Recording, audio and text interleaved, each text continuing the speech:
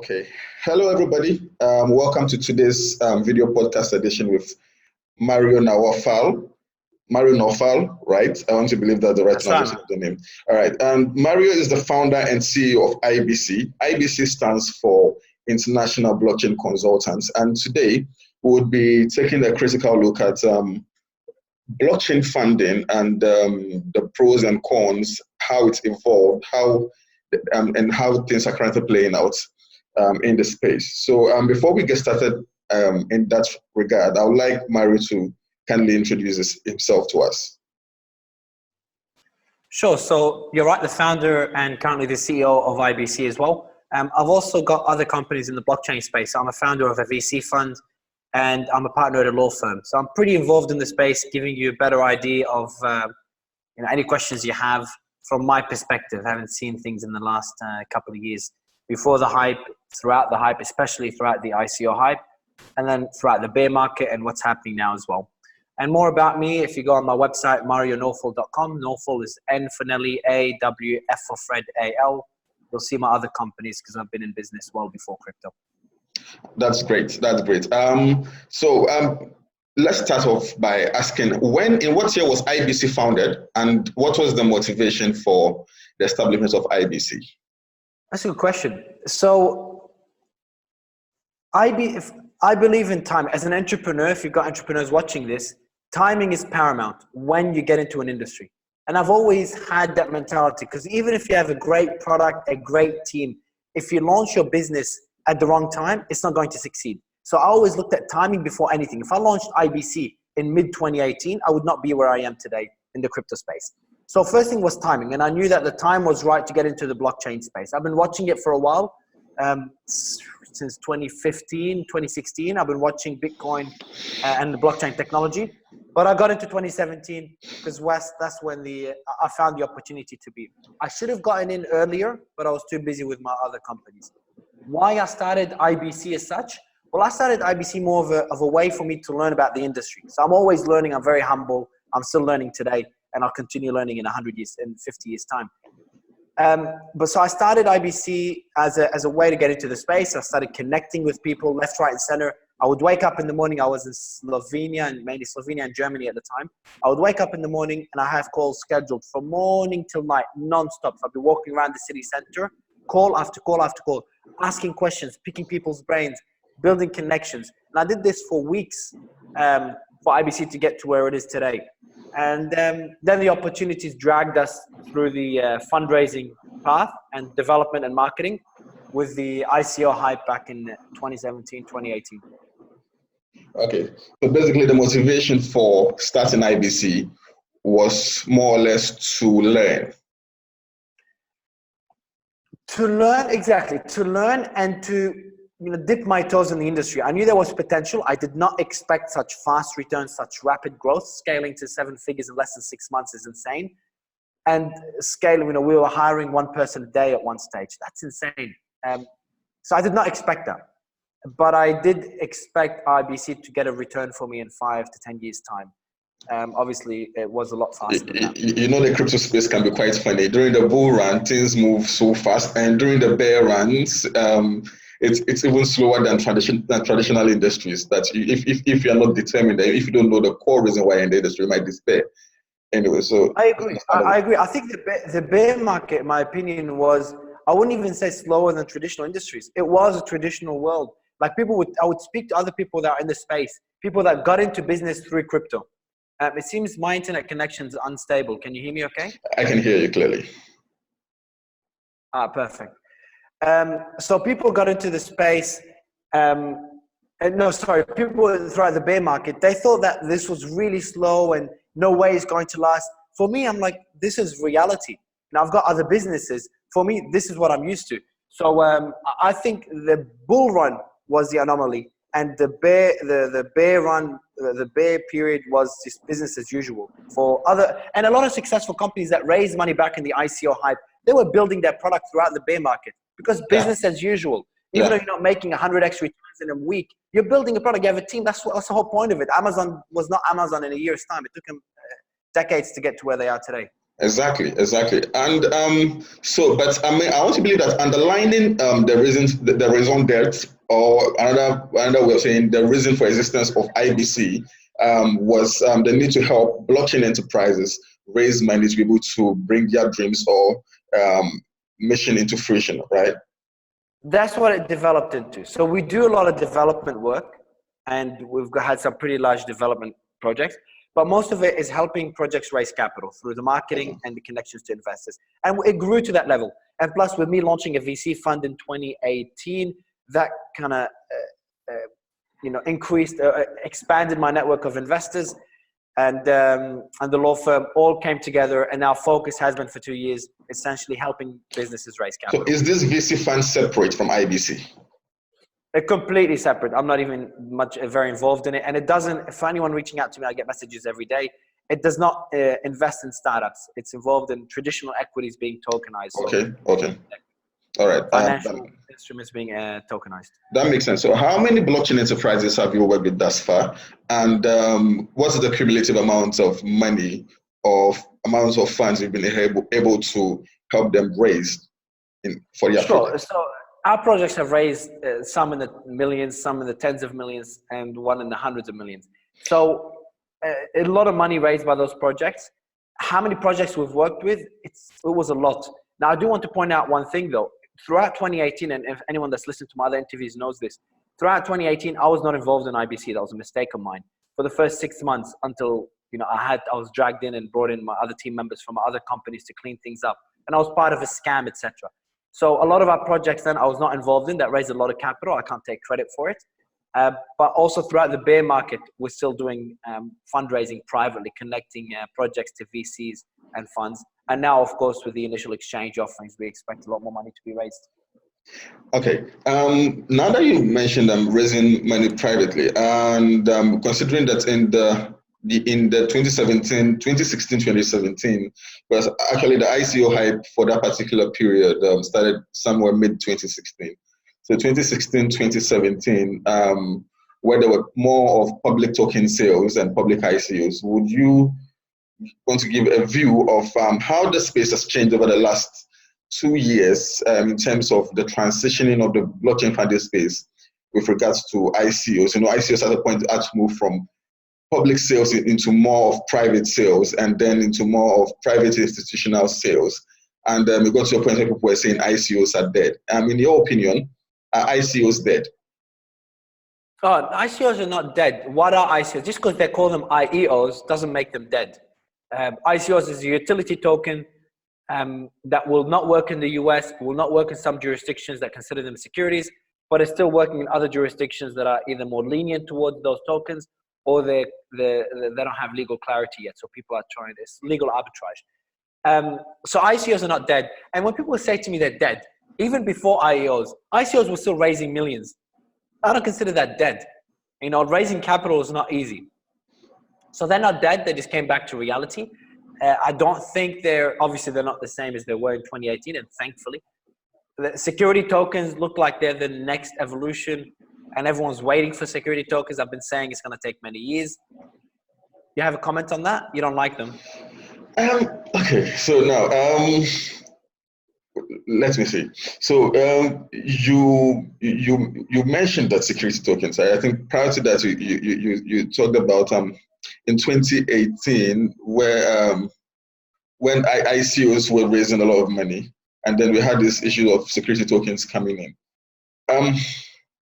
Security tokens, for me, in my opinion, are a form of ICOs, and I believe it's more of hype, or more of a tweaked ICO sort of thing. Because if you take a look at it, as it stands, existing security token exchange platforms lack liquidity. And we've been saying security tokens are taking over for more than a year now. And I really do not see, personally, that's my personal opinion, I really do not see much work being done in the STO space, unless maybe you have a different information. How different are STOs from ICOs, really? Sure. Now, first, I'll comment on you said people have been saying it for a year. The human brain tends to overestimate the short-term impact of any new evolution in anything, any innovation. but they underestimate the long-term impact. And that includes ICOs, that includes blockchain. So everyone's expecting blockchain to change the world. Yeah, it will. Of course it will. But it will not be this decade. It will be in a decade, 2 decades time. That's when it will start changing the world. We'll start seeing the real effects of it. So in the long run, the blockchain will have tremendous value. In the long run, STOs could have tremendous value. Now, I don't like to make predictions, but if you look at the announcement by, and I'll comment on your comparison between ICOs and STOs. But who was it that made an announcement about STOs? So it was a large vacation, I can't remember who it is. I was speaking to a fund yesterday, for example, and they're tokenizing their fund as an STO. They're looking to raise $100 million. There's a lot of money being raised. There's another vacation company, and they pointed out why they moved from a bond issuance to an STO. Why? Because they're doing it through a bond. What's the difference? There's 2 reasons. Number one is that everything's on the smart contract. All the terms are on the smart contract. So it's very efficient. It's not as revolutionary, you could say, as ICOs, but it's a step in that direction. Everything's about steps. You can't take a massive leap. So security token offerings are everything's on the smart contract, so it's more efficient.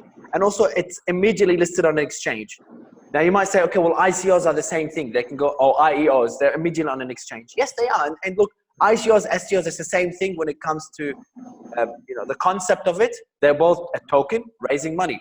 Just ICOs are a utility token. So anyone that's launching an ICO does not follow all the regulations required. An STO is a security token. So that means they have to follow the regulations. STOs are only existing because everyone would do ICOs if there was no regulations, but regulations are there to protect investors, and it's the way our system works currently. That's how humans operate at the moment and how we function. Whether it's right or wrong is a whole different discussion. But STOs is just it's a functioning fundraising within the current infrastructure we have. And that also avoids a number of scams. Like the ICOs had a massive amount of scams back in 2018. Why? Because anyone could launch an ICO. And then people would expect the investor to find out whether it's a scam or not. Well, most people that put their money in the ICO are working 10-hour days. They're going out for work and they have a side hustle. They don't have the time to spend, like regulators would spend all their time morning till night vetting the projects to make sure they fall within the regulations. That's their job. There's hundreds of people doing that. They're better at doing that than your average Joe putting their money in the ICO. So that's the whole concept of regulations protecting the investor. Again, whether it's right or wrong, whether each person should be responsible, it's a whole different discussion. But that's the main difference between an STO and an ICO. And for institutional money to come in, institutional money, and I speak to investors all the time. I got on my whiteboard now a few names of family offices I was speaking to this week. Institutional money will not go into ICOs. It's just, it's not clear. They're not going to take legal risk. They're not. Now, I'm referring to US and most European institutional money, some Asian money as well. However, IEOs are essentially a utility token. There is money, institutional money coming into that. I was speaking to a VC fund yesterday on LinkedIn. They were following up because they want to invest in a few IEOs we're doing. The reason they're doing it, though, is because it excludes the US. So the regulations, it's not a big issue anymore. It's only in Asia, in jurisdictions that are more friendly towards utility tokens. And working with anyone looking at launching a token offering, work with an attorney. The market is still very unclear, and if you do the wrong thing, you can end up with a subpoena. So be very careful, and that's the reason I'm a partner at a law firm. I know the importance of that. Yeah. In all you said, how different is an IEO as an initial exchange offering from an ICO as an initial coin offering, aside the fact that it is being traded directly on an exchange, that's IEOs, that is. How different are they, and what are the guarantees for an investor towards an IEO as opposed to an ICO? Sure. So an IEO is not very different to an ICO. They're essentially the same thing. An IEO is an ICO that's really led by the exchange. So there's 2 main points there. The exchange does the AML KYC. There's 3 points. That's the first point. And they avoid a lot of jurisdictions. Now, I'm referring to big exchanges doing the right thing. There's, of course, scam exchanges taking money from projects and short-term money that won't last. So the proper exchanges do the proper KYC AML, make sure they follow all the legal requirements, etc. They vet the project. So if you look at the projects on Binance and you compare them to the average ICO, gives you an idea. Or the projects on Qcoin or Bittrex, they're significantly better quality projects than what we had in the ICO hype. Does not mean there's not going to be scam. There's always going to be one slipping through the cracks. But there's a massive improvement. That's because the exchange wants to present their traders with quality projects. The traders make the money for the exchange. So if the exchange vets a project that don't do a proper job, they give a crappy project to their traders will suffer and they'll hop to another exchange. And that's why those scam exchanges won't last. Their traders will leave because they know the projects being listed on there are not good. Yeah. And projects won't list on there anymore because they don't have a reputation. Yeah. So number one is the KYC AML. The number two is the vetting. And number three is the liquidity. So one of the main problems, and that's for projects, what they'd like, and investors. When ICOs launched, there was no liquidity for most of them. And that was the biggest hurdle. And rightly so, many ICOs did not deserve liquidity. And the ones that did, they got vetted by an exchange and listed. So what exchanges do is they immediately list the IO on their exchange. There's immediate liquidity. Sometimes there's a vesting period. That's a plus for investors and especially for the project. Okay, so from what you're saying, that means the blockchain space has gone way beyond the days of ICOs. Things have changed. And I mean, we are continually improving on the flaws we had in the industry in terms of crowdfunding. I would like to find out, in your opinion, aside the flaws of projects that were not solid, what other flaws did we have or do we currently have in the blockchain funding space? And are you of the opinion that we should probably move a bit closer to traditional VC style of doing business, of making sure that projects or blockchain enterprises have some amount of traction or some form of prototype before we begin to take them seriously and begin to make decisions to buy their tokens? Sure. Well, in terms of the second question, it's already happening. It doesn't matter what I think. It's already happening. VC funding was skyrocketing throughout the bear market. So we've had so many VCs that were connected to projects, a lot of traction there, a lot of money flowing in. I think at the end of the day, quality projects will find money. Whether it's through VCs, through an ICO, IO, through an STO, they will get funded, period. In terms of flaws with the blockchain funding and what we've learned since 2018, it's already improved drastically. The amount of scam projects has dropped drastically. Projects we speak to now, they're not rushing, throwing six figures. Hey, launch an IO quickly right now. We have some of those, but not like we did back in 2018. And the quality of projects has improved. And that's, again, normal. It's the evolution of the industry, and it's happened many times before, every time there's some new innovation. So the market is maturing. You have better quality projects. You have smarter investors. They learned their lesson from the 2018 crash. Does not mean that we won't have a hype again. So now we're not even in a bull market yet. It seems that we're out of the bear market. I don't look at those things, but that's what you keep hearing now.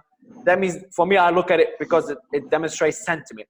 The sentiment is improving, and we're in the early stages, and already there's so much money being raised through initial exchange offerings. Will we have another hype? Probably. Will it be IEOs, STOs, both?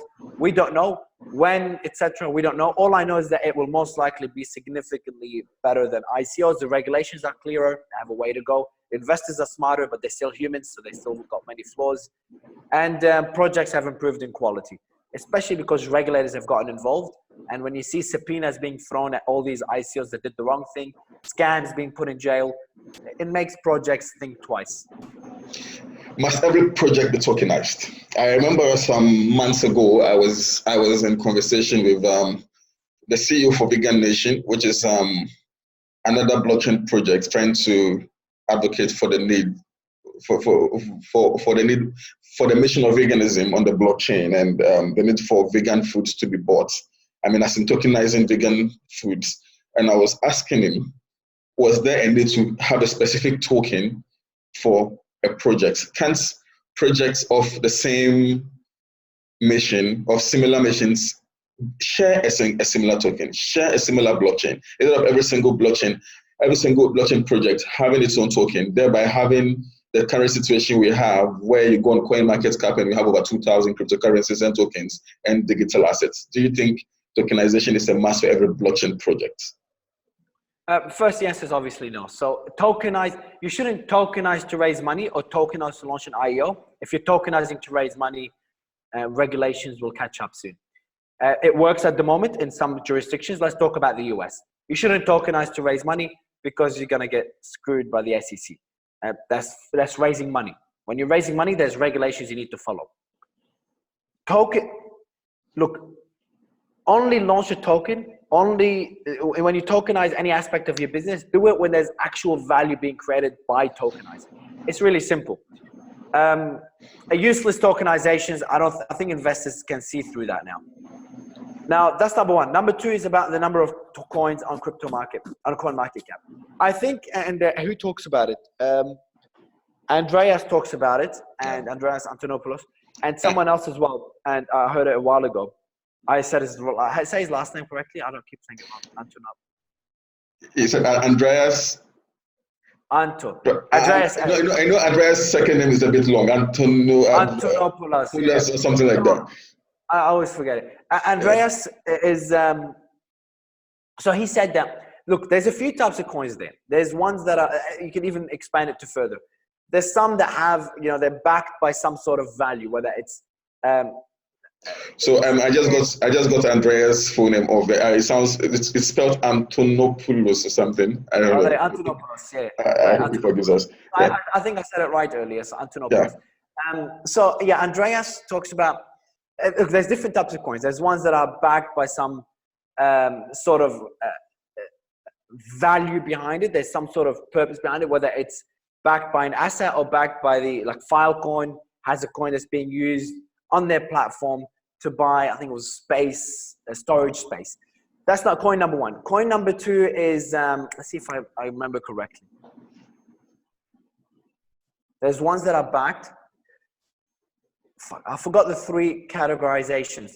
But the third one is the one I want to touch on because you said how many coins there is on CoinMarketCap. I think putting a coin like Bitcoin, the same way as a coin launched by someone that has certain utility, they've completely different coins. Yeah. If that's supposed to protocol like Ethereum, you can't put it as in the same basket as a coin. You call everything a coin, but they're not the same thing. If you're launching a business and you have a coin that has utility on your platform, that's very different to Ethereum, which represents a protocol. Now, Andreas talks about the ability for anyone in the world to launch a coin like you launch websites. So right now you can launch a website. So Emmanuel Darko's website or Mario's website. And that I have, for example, I have the 7-figure launchpad. It's for entrepreneurs. It gives them access to my companies, mastermind, etc. I can launch a coin and say anyone with that coin can use it.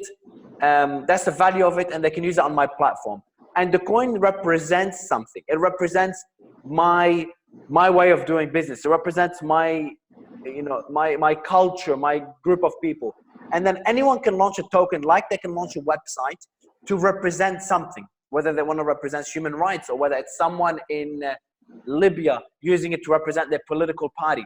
So coins will become a way to represent someone's identity. That's one concept to look at. And you can have millions of coins if that happens. So there's a company that helps do that, where it helps any small business. And I was looking at doing that back in 2018, where we help any business launch a coin, a token that will represent whether people can use it to buy. And that's nothing new. It's nothing to do with the blockchain. The blockchain just allows it to be decentralized and traded on exchange. So someone from Libya can trade their token for someone else's token in Belgium or trade it on blockchain. Everything is transparent. So the tokenization of the world, and that's just a concept, could lead to many more coins. But that does not put them in the same basket as your Ethereum, your Bitcoins, your Tezos. That's a completely, and Ethereum and Bitcoin are two completely different coins as well. So you got to make sure we categorize coins accordingly. So in your opinion, not every project should be tokenized, but we will be unable to stop the amount of tokens we get in the space by virtue of their exclusive, their particular utility. Look, you can launch a token. You can give it utility. You can manufacture utility. Doesn't matter. Okay. At the end of the day, what value will it bring you though? Are you doing it? Is it doing it to launch it? Yeah, exactly. It's the whole concept of tokenizing is it creates some sort of value. There's a reason to tokenize. But in my opinion, though, having played in the ICO space for a bit, whereby there were times when I could in the height of the hype when we could get as much as 100 projects daily trying to list their projects, and you have to go through and screen, and you see projects with the same concept all trying to come up with their own tokens. And I was thinking, like for instance, people will tell you we are the Uber on blockchain, basically, more like ride-sharing apps on blockchain.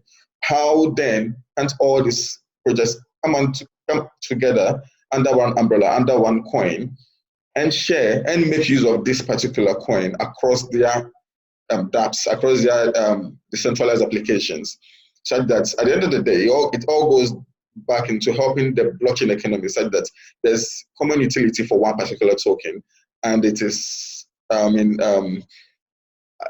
do I put it, interoperable across different platforms, but with the same mission of ride sharing or something. What's your opinion about that?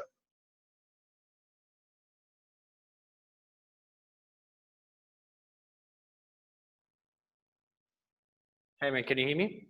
I can hear you. Yeah, I'm gonna change my internet connection, just bang up a little. Okay. Give me 2 seconds. If this is live, is it live? I apologize if no, it's pre-recorded. Oh, okay. All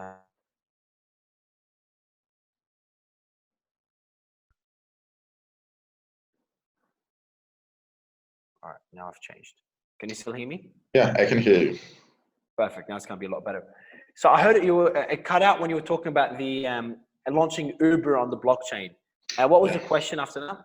So basically, I was saying, back in the hype of 2017, the times when you get numerous emails daily, even there are times you can get as much as 100 emails from 100 different projects trying to get their projects marketed for the purposes of investors, and their majority were the same concept. Take for instance, ride-sharing apps on the blockchain, all coming up with their own tokens, thereby flooding the space with different tokens, but doing the same thing.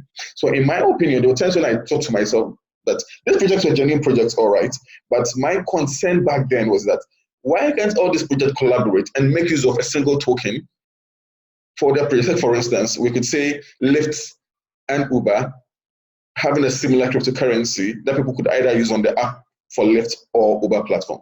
That you're talking about interoperability, and Exactly. that I think, yeah, that was something that's going to happen in the next few years. I think it was going to go there. Like I was talking about all these different coins, so I started talking about the different types of cryptos. You have the currencies, like the Bitcoin, Litecoin, use it, or Bitcoin as a store of value. You have ones like a platform, your IOTA, your Ethereum. I mentioned Filecoin, which is file storage, and then you can have one for every little projects being launched, like your Uber. And I even took it a step further that anyone could launch a token. Yeah. Sure. And there's a company, I keep forgetting their name, they allow anyone to launch a token. Now, why do we need so many tokens? I think I'll make a prediction, since I hate making predictions. Let me do one anyway, just for fun. I think it could. It's not a prediction, but what could happen is that everyone could launch tokens. There'll be a lot of tokens out there. Now, it goes back to your question. Why do we need so many tokens? Interoperability will come in. Yeah. And then the next evolution will be all these tokens being condensed. So let's go back to the example of Amazon. There's a lot of websites selling products, and then Amazon came in, and over 10 years time, they condensed everything and absorbed all the e-commerce sales. A massive percentage of online sales in the US is Amazon. So, but before that, it was all these different websites scattered everywhere. Search engines, we had all these different search engines, and then they condensed to Facebook. Social media is the same. So you could have the same thing where you have all these tokens condensing to one coin, or you might have all these coins, but there could be some sort of interoperability where you can immediately swap from one coin to another. They already started working on that. They've been working on it since 2017. I think it's a long-term evolution of the industry. Do you feel we need a form of blockchain consensus, more so that we could have a global blockchain governance committee to try to oversee some of these things for the purposes of streamlining the blockchain economy and also trying to weed out, unscrupulous projects out of the system to ensure some sanity and some sense of security for both investors, users, and projects, to put everything in line? Because as it stands, the blockchain is so decentralized that in my opinion, I think we need some uniformity in certain industries. What's your take? It's a natural step, and it's already happening. So CoinMarketCap, let me see what it's called. I'm not a big believer of self-regulation. It sounds beautiful, sounds like a utopian society, but I think it's, human mind is screwed up in many ways. We're greedy, we're fearful, we lack trust. Greed is really, really damaging to society, really. And it's part of what makes us humans. Now, and it's part of our evolution, our survival. You have to be greedy, you have to save your food so no one else eats it. And because of that greed, self-regulation is tough. You need some sort of authority that will oversee, and that's already happening. A lot of jurisdictions are having their own, the SEC has hired a lot of people to start overseeing the crypto space, and it will continue heading that way as the industry evolves, the same way the internet did. But self-regulation is also doing pretty well. CoinMarketCap launched an alliance.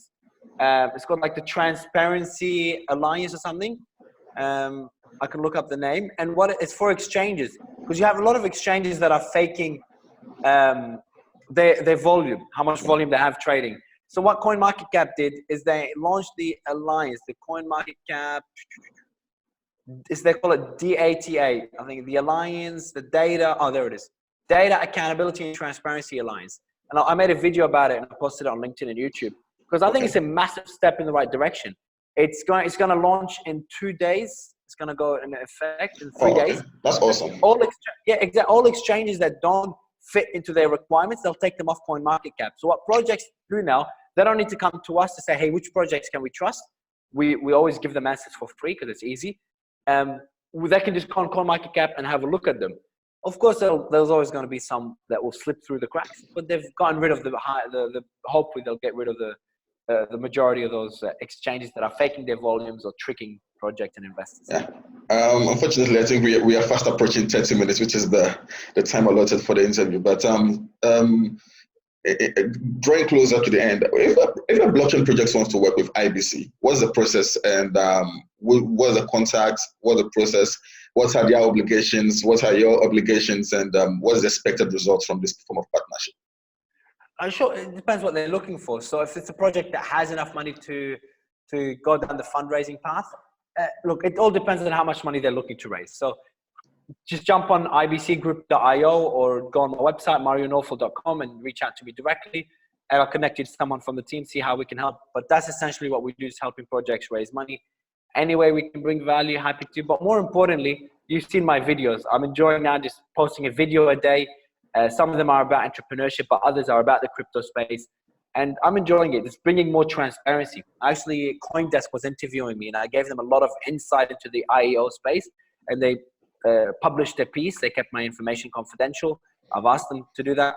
And I've opened up everyone's eyes to what's happening behind the scenes, so we don't have the same thing as what happened in the ICO hype. And I'll continue doing that with my daily videos. Exchanges might not like it, but screw that.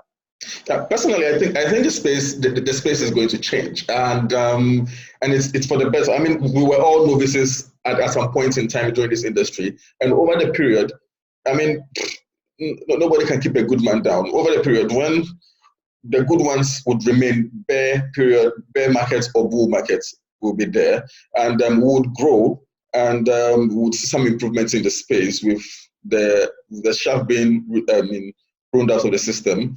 And I believe we would never go back to the same situation, the same period of 2017 ICUs, where anybody at all could just get up and raise money just for the sake of raising money. And then there were so much scams in the system. We would always have scams, without a doubt, but it would never be as rampant as it was in late 2017, early 2018. I am very confident in that fact that, I mean, too many people are too much enlightened. And the likes of yourself, myself, we've written and published a lot of lookouts for investors to look at in the project and see which project is right, which project is wrong, and which ones to avoid. Where do you see a blockchain funding space going in the next 3 to 5 years? It's really tough to say. It's impossible to say. Whether utility tokens will exist or whether they'll flourish, we don't know. Will IEOs disappear in 3 months, or will they double in size in 3 months because we're in a bull run? Will they be there in 5 years' time and be bigger than SCOs? Will SCOs take over the market? How long will it take for utility tokens to really start getting more regulatory clarity? How big will SCOs become? Will they become a multi-trillion-dollar industry? We'll wait to see. For me, I just look at the present and act based on the present, because it's really impossible to tell what's going to happen in the future. In my opinion, I think going forward, we wouldn't have blockchain projects just raising money off ideas without prototype or traction. That's already reality. Yeah. Almost. We still have projects raising money through ideas with IEOs. But it's less than 2018, and that's normal evolution. Any new industry, any nascent industry will evolve over time. Like we're seeing a lot less scams now than we did back in 2018. 2018 was insane. It was crazy. I did an interview all about the scams I saw in 2018. I remember. My opinion back then, I mean, a few years ago, was that bright ideas should be funded. But over the period of my experience, I've realized that there's a reason why VCs ask for traction and prototype before they even decide to consider a project. And I believe that is the way to go. Projects that do not have traction and do not have a product or a prototype should never get funded $1. That is my opinion. Like if I tell you this, if I say to you, we get approached by hundreds of projects a day back in 2018, now it's dozens of projects a day. Yeah. Hundreds of projects a day wanting us to help them raise capital. Like how you, and 90% of them have just an idea and a white paper. Yeah. Does it make numerical sense that the ones that don't have any traction or they don't stand out in some way will succeed? No, it's just a numbers game. Otherwise, anyone could launch a project where people in random countries come up with some idea, white paper in a week, and then, hey, we want to raise capital. It just doesn't make logical sense. And it's already come to an end. Yeah, and I'm glad that we have players in the space who are beginning to buy into that idea, because we need to sanitize the space. Because in my opinion, blockchain technology is the most credible form of technology ever developed, and we shouldn't let a few people spoil the entire bunch. They can't spoil it, Emmanuel. They can't spoil it. It's just about delaying it. That's it. They can't spoil it. When something is going to bring value to the world, it is inevitable it's going to happen. It's inevitable. But when, we'll see. And it seems to be moving pretty damn fast. All right. Thank you, Mario, for availing us your time and for spending time with us on Talks of Tech podcast session. I'm sure we'll catch you up somewhere later down in a few months' time, and then we'll update ourselves as we go along. Probably it will even be a face-to-face meeting. You never know. Pleasure's mine, man. All right. Enjoy your day. Take care, man.